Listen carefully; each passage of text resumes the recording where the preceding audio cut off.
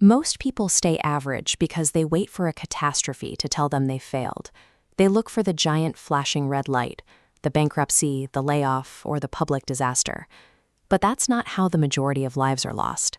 You become average quietly, through habits that feel like normal Tuesday afternoons in a Chicago office or a Dallas suburb.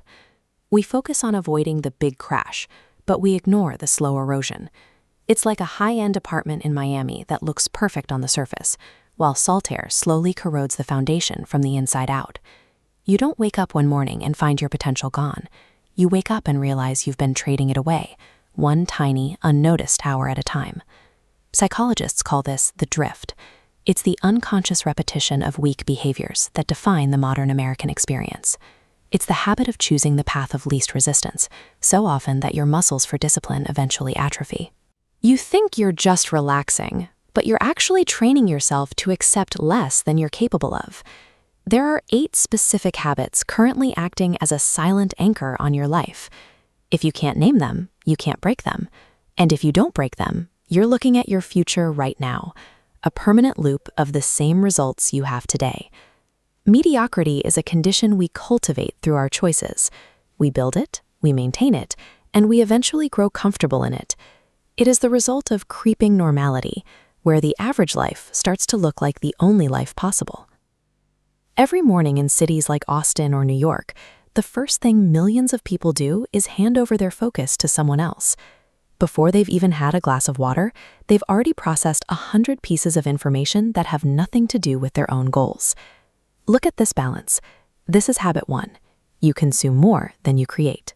In the modern world, the easiest thing to do is be a professional consumer. You watch the podcasts, you read the threads, and you scroll the reels. You feel like you're making progress because your brain is getting a hit of dopamine, but your actual output is 0. You are effectively paying for someone else's success with your time. This feeds directly into habit 4, wasting your attention on useless noise. When you spend 3 hours a day watching the drama of people you'll never meet, you are draining the mental battery you need to solve your own problems. Your brain only has so much high-level focus available. If you spend it on noise, you have nothing left for your own work. Once that mental battery is dead, your brain starts searching for safety. It wants to avoid friction at all costs. This is where the drift becomes a choice.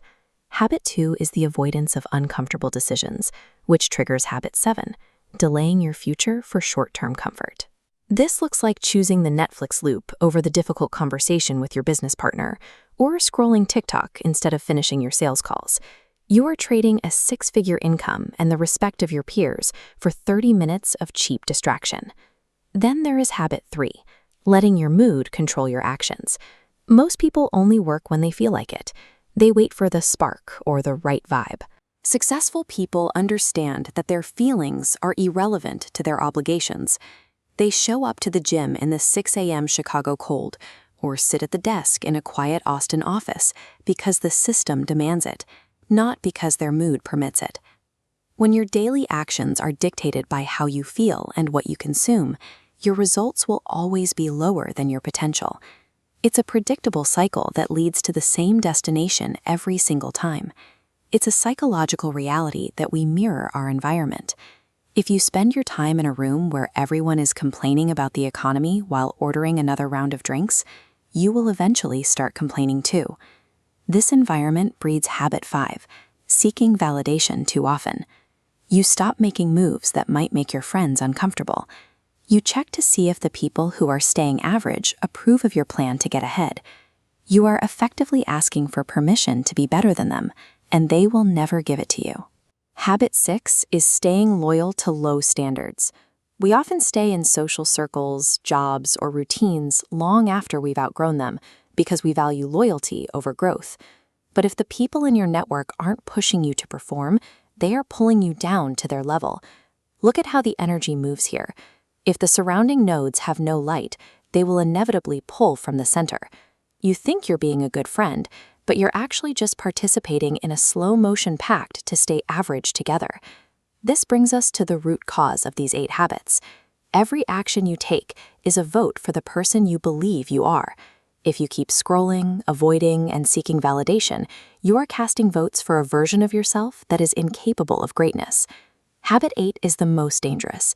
you keep waiting for a different life without becoming a different person. You want the luxury lifestyle, the freedom, and the respect, but you're trying to build that life with the identity of someone who avoids hard work. You can't put $1 million life on a $10 identity. Your social circle and your environment might make it easy to drift, but your own self-perception is what makes that drift permanent. Life is a sequence of repetitions. Repeat these habits for a decade, and you get average results. Eventually, those daily choices form an unscalable wall. You are trapped by the person you've practiced being for 20 years. Changing your life requires outgrowing these habits entirely. It's not about adding a new productivity app or buying a better planner. It's about recognizing that the version of you who got you here is not the version of you who will get you there. Stop living on autopilot.